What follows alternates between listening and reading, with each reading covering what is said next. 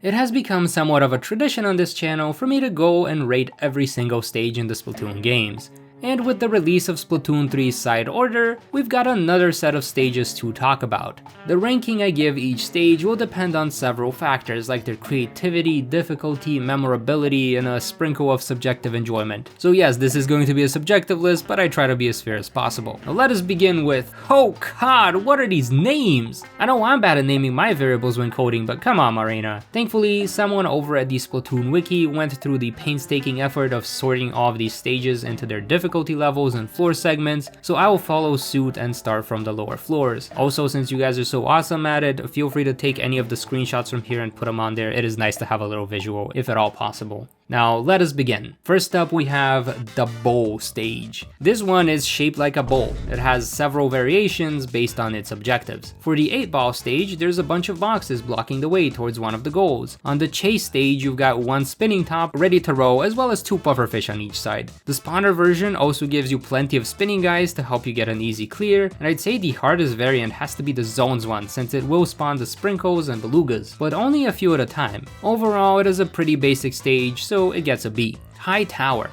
A simple vertical map that usually has its objectives split between the top and bottom floors. This also makes it a fairly quick and easy map on every mode except, well, the tower, which will take several vertical climbs to reach its goal. It feels like a versatile map and it is pretty easy to clear given that it's mostly on the easy difficulty, so I'll give this one an A for Moray. Careful Aim. This is a no inkable surface map exclusive to the chase objective where you're supposed to line up the skittish sunfish and smack them with your Beyblade. I personally find this one to be pretty tedious, especially if you accidentally hit one of these sponges. It is also the least dangerous map in the game since the only thing that can splat you is a bomb from the sunfish, but at the same time you never have to get within the danger radius, so like, it's a safe map, C tier. Pyramid. This is literally just the inverse of the bowl map, and somehow it is a lot more fun. For the 8 balls, you have to make one stay at the top, for the chase you get this infinitely spawning spinner, and for zones you have a nice pufferfish to protect one flank. As far as easy floor goes, I think Pyramid is definitely one of my favorites, and for that I have to give it an A. Forward Momentum. This is an 8-ball exclusive map full of speed pads and pufferfish. It is a pretty fun map except for the goalpost area where any of the pufferfish will blow up and knock the 8-ball out of its post. It's a pretty average map that can get a little bit annoying at times, but I'll give it a B. Rising Grounds. This one is very similar to the bowl map but has a moving platform as a gimmick. It will rise and fall every 10 seconds, which makes it a bit annoying to maneuver. It also makes it one of the most dangerous early floor maps since the change in elevation can change the flow of enemies and might put you in a pickle or two. You best be on your guard for this one.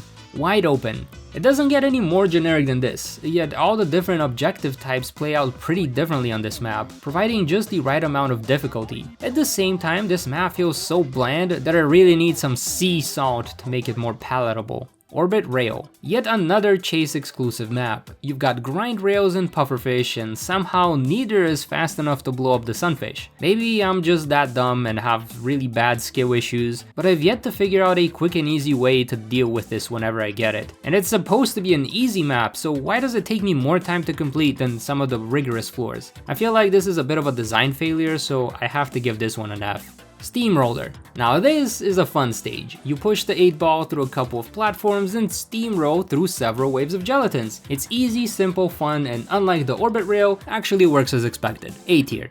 Stepping Stones. The tower also gets its own exclusive map, albeit a very simple one because it goes in a straight line, and some sponges down below will reach high enough to hit the tower. I guess the sponges are supposed to be the stepping stones, although they will shrink if the belugas hit them, so you best be quick on this one. Uphill Push. So have you heard of this Greek myth about Sisyphus, the guy who had to roll a stone up the hill? Because this map is pretty much that. You push the 8-ball up to its goal on the top of the hill. If you're too slow, the jumping guys will start coming after you, and if you accidentally hit one of their bounce pads with the ball, it will get launched and fall all the way back down. Sometimes it's a simple map, other times it's a B. Whirling Crowd. This one is a flat zones exclusive map where the only spawning enemies are the little spinning guys. It has to be one of the simplest and easiest maps to clear, but at least it's unique and memorable enough to be up in the ranks. Explosion Festival. This is a spawner exclusive map that gives you a bit of a high ground and some pufferfish to protect you from the incoming horde of freshly baked gelatins. I always have a fun time clearing this map, and in my opinion it is one of the most memorable ones in the early floors, so I gotta give it an explosive A. Acrobatic Triangular. This is another spawner exclusive map. You've got the Triforce and 3 spawners, and your task is to finish things off quickly, then launch yourself to the next platform and repeat. This is very much a skill check map that makes sure you've got good ink management and enemy control to clear the tower. So if you see it in the first floors, make sure to pick it and bring your A game on. Between Crosshairs. Now that we've covered all the good stages, it's time to talk about this one. It's the fitness gram pacer test, but in Splatoon. You've got to run between the 2 zones non-stop and splat the sprinklefish before they can cover the zone. The shorter range your weapon is, the worse this stage becomes, and one small mistake can set you back minutes. Of course, this isn't that bad of a stage if you have a longer range weapon like say the charger, but for the majority of others, it is an absolute pain. However, it is classified as rigorous, and it is a pretty memorable stage, so A tier, I guess? And that covers the lower floors. Now onto the middle floors, the teens. Crisscross. This floor does not come with applesauce. It is instead a mirrored stage with a high ground on both sides, although the objective tends to gravitate towards the left side of the map for some reason. Just like the bowl, this one has boxes blocking the path for one of the 8-ball stages, and just like the high tower, it's got several layers of elevation for its tower control mode. The only problem I have with this stage is its zones mode, since you have incoming sprinklefish, but the best spot to intercept them is on top of some grates, making it hard to recover ink while taking care of the incoming enemies. Overall, it is a solid stage for better or worse. Rotational. This is an 8-ball exclusive stage, and you're just trying to move the 8 balls from one side of the map to the other. The only enemy type that spawns here is the little spinny guys, and their job is to cause as much chaos as possible. Here I thought things would be more orderly, but I was wrong. Double Hill. While having a super simple name, this is the first stage that starts to introduce some complexity by adding non-inkable walls. This adds an extra layer of challenge since you have to be more cautious of your routes and locations of enemy gelatins, but overall the map feels very fair. And it even does its execution pretty well in its zone version, which is reminiscent of the Crosshair stage, except you get a nice launch pad to zip you over to the other side. And depending on the weapon you have, you can also go and spawn camp the gelatins, so it doesn't feel like an extremely annoying ping pong test. Cannot give this one anything other than an A. Fortress. This stage also uses the swimming pool motif, but it is shaped more like, well, a fortress. Just like the Double Hill, this map feels very straightforward and fair in most of its modes. The only exception being once again zones. That's because there's only one funnel for gelatins to come in through, and you also get sprinkle guys flying over the wall, so if you aren't comfortable spawn camping them, you're gonna be struggling here. Switchback. This stage is a triple decker Moray Towers clone that's actually pretty fun to go on. That's because most of the objectives can be easily handled starting from the top floor moving downwards, and even the zones variant isn't too bad to play on, since you only have to handle enemies approaching from 2 directions. A great stage all around. Uneven. I can't even with this one. It's just a wide open stage with a bit of extra elevation. Design choice aside, all the modes are pretty fun to do in this stage, especially the tower one. It would be very odd to put the uneven stage anywhere other than in B. Carefully aimed reversal. Not to be confused with the careful aim stage from the early floors, this one can go 2 ways. Either you aim the spinning top correctly and one-shot the first spawner then blast the second one with ease, or you miss and suffer for 2 minutes as you try to avoid instant death in the uninkable half of the map. I'm not sure how to rank this one because it is all over the place. Constant Bombardment. This is another zones exclusive stage where you have a very little leg room. Except in this one, you've got the little spring bomb guys spawning in, and good luck if you have a short range weapon. Otherwise, it's usually a pretty easy stage, so once again, I'm not sure to be or not to be, but B. Spring and Jamboree. I sure hope you like these zone exclusive stages because there's even more. Unlike the other 2, which are extremely gimmicky, this one is pretty upfront about its challenge. You got the zone in the middle and a bunch of the jumpy splashdown guys coming in from all sides. This definitely feels like an extremely easy stage compared to all of the other middle floors, and that would be a good thing if it wasn't rated as hard. So unfortunately, this Jamboree will have to cease and desist its silliness. On the run, eternally hunted. Finally, something that's not zones, but tower instead. This map is a good challenge to check how well you can balance your focus on the objective and control the crowd of incoming gelatins. I think it hits the right spot, but as much as I want to give it the S rank, it is missing that memorability factor, so A will have to do. Up and down. The final floor from the mid pool is all about taking down spawners, 2 below and 1 above. You can either climb up some platforms or use the propeller to get to the second floor. This stage is a mixed bag since it can be a super quick one if you have the right buffs. Buffs. Ugh. And with that, we're done with the middle floors and on to the upper floors. Covered. This feels like a fusion of the bowl and pyramid levels, like a double-decker floor of sorts, and that surprisingly adds on to the difficulty as enemies might spawn in areas you cannot see, so you gotta keep your guard up and your back covered. It's all fun in games until you get the zones variant where the belugas start carrying sprinkle guys on their backs. Blech! Gateway. Now this is a stage, multi-layered but has grates on the top floor so you can see what's going on below, several approaches both for you and the gelatins, and it's got the right amount of challenge for the 8 balls, especially since one of the goals is right in the middle of the map, and it's also pretty challenging but fair on zones, even if I have struggled here a lot with the roller. What more can I say? You cannot spell gate without A. Field of Explosions! Usually I get pretty salty about the zones map, but this one is kinda nice since it's filled with pufferfish to help you keep the huge zone painted. Unfortunately, it's nothing too flashy and exciting, and it's the last stage I ran into, and to be honest, I kinda just forgot it existed. So even though I'm not salty, I have to give this one a C. 2 bridges. This is one of those maps where the zones variant is pretty annoying, but since there's 2 bridges, I guess I'll get over it twice. The rest of the modes here can be pretty enjoyable, and as tempting as it is to just stand on one of the bridges, you gotta be careful since it is very easy to get overrun with enemies, especially with how small these bridges actually are. I guess I'll give this one 2 Bs instead of just 1.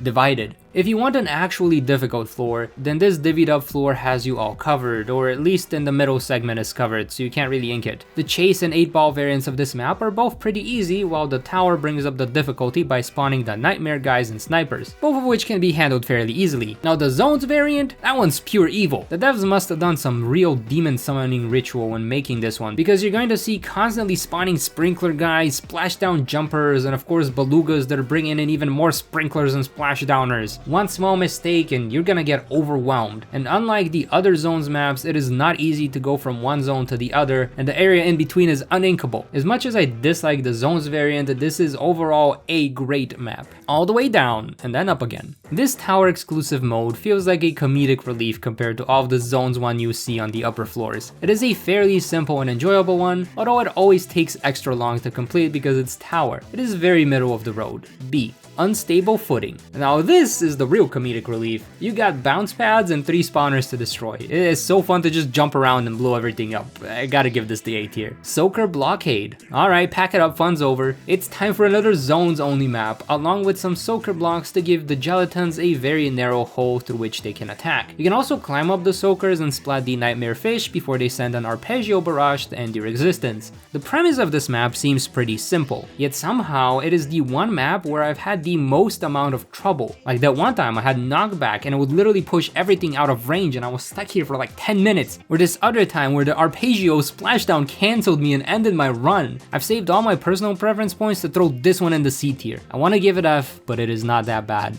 Unreasonable Mountain. This map is surprisingly reasonable as it is just a DPS check. It has 5 spawners and a constant onslaught of enemies. If you've collected plenty of good ships so far, it should be a breeze. It is also one of the most memorable names in the game, so actually I'm gonna give this one S tier. Combined Forces. Yo dog, we heard you like DPS checks, so here's another map to check your DPS with. If you like the feeling of power, you will like this stage, which can also be speedran super fast with most of the weapons and builds in the game. It is short, sweet, and to the point, and another S tier stage in my mind. Cruel Sisyphean, 8-shaped. So have you heard of that Greek myth about Sisyphus? All he had to do was push a rock up the hill, but then just as he was about to reach the top, the boulder would roll all the way back to the bottom, so he'd have to start all over again. Well, this is what this cursed, stupid, dumb, stinky poo-poo stage feels like. There's 2 zones on polar opposites of the map and a constantly spawning parade of sprinkler guys who are somehow 100 times worse than the fly fish and salmon run. Most people are gonna be struggling on this stage, and if I'm to be completely honest, most people think of this stage when you say that stage in side order. It is the girl power power equivalent because of how hard it is and how memorable it is. And despite my better judgment, I think it has to earn the S tier for memorability alone because this is the one people associate with side order now. And now that we have covered all of the regular floors, it is time to talk about the boss floors. Elusive Bounder. This is what I'd imagine Spike or Merch would look like if they went evil and decided to battle us. And it is also the most tedious boss since it only has one weak point staring at you from within its armored shell. It doesn't help that it bounces around harder than my Inkling during Salmon Run, so good luck catching up to it in the first place. Overall, it's not that difficult of a boss, you can just use the bounce pads to open up a weakness, but it is a very tedious one, a tedious ball one, a tedious bee one might say. Intensifying Harmony. When we first got the poster art for Side Order, everyone and their mother thought Agent 4 would be the final boss. Well, everyone except me. But it's disappointment for everyone, as Agent 4 became the leader of this watered down girl power boss fight, where the biggest difficulty is trying not to get splashdowned when one of them spawns in. I feel like they could have done so much more with this boss fight than Agent 4, but I guess we'll have to wait and see what happens in the next game. Heyo, Editor Vasco here. I wanted to add that this stage actually has a lot of cool things, like apparently the parallel cannons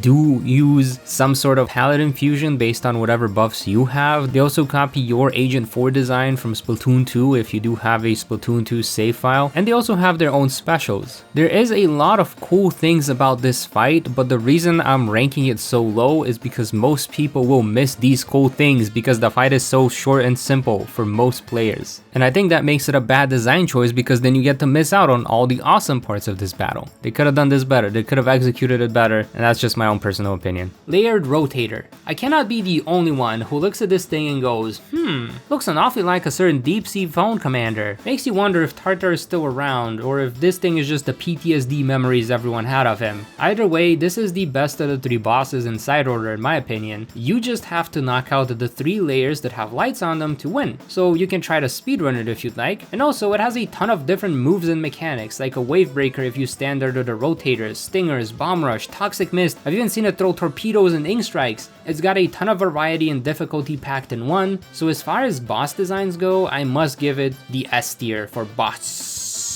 Control Room. You're gonna be fighting the same guy every time you reach floor 30, and unlike the other bosses, there's not much of a difference in this fight. The only change you may notice is that the types of gelatins it spawns will vary based on the weapon you're using. I think the boss fight itself is pretty alright, but also memorable because you have to fight it so many times. Just like I remember everything about Sword and Shield because I've played it so many times. I guess Smallest here studied how to be a strong enemy, so I'll give the Widow guy an A. I know I didn't talk about the original 10, but those were more of tutorial segments, and the only thing I can say about the arena fight is that the music is one of my favorites. The concept was pretty cool the first time around, but since it was a basic tutorial stage along with the other 9, I didn't have much to say about them, although if I must, I'll give them all a B, and give Marina an A for awesome. And of course, we cannot forget the most important floor in all of Side Order, Vending Machine. Instead of having to fight enemies, you get to buy some pearls, chips, or a new sub and special, as well as replenish any lives if you've lost them along the way. The vending machine is your bestest of friends in this tower, and so I will give it the highest possible tier I could for this list. The V tier. Okay, now I've talked about every floor type, and along the way I have learned a lot about their design. For starters, there's only 37 floor types that aren't a boss or vending machine, and 22 of them are objective exclusive, like only tower or only 8-ball. And out of those, the developers definitely had favorites because we only had 2 chase exclusive stages, both of which were on the lower floors, and only 3 tower stages, 1 on each segment, and then only 4 8-ball stages, 3 of which were also on the lower floors, which leaves us with both spawners and zones, both of which had 7 unique stages each. And in terms of difficulty, I think we can all agree that the zones take the reward by a mile. Part of me wishes they would have stuck to Righteous Rails or something, because I now no longer wish to partake in splat zones even in the main game. It's too much sprinkler PTSD. Anyways, the remaining 14 floors had variants for all objective modes, so they make up like 60 different floors, even if most of them felt very samey because, well, they were on the same layout. And with the way they are split up, you're basically having 5 all objective type floors per segment. And that's why they can start to feel so similar so soon. Compared to Octo Expansion's 80 stages, we end up getting only 37 unique ones, but if you do count all of the variations, we end up having 111. So on one hand, we have a lot of stages, on the other, over half of them end up feeling very repetitive, which is why some players will talk about how the DLC felt like it lacked enough variety. Maybe if the different objectives modified the base floor enough, that wouldn't be an issue, but I don't think adding even more objective types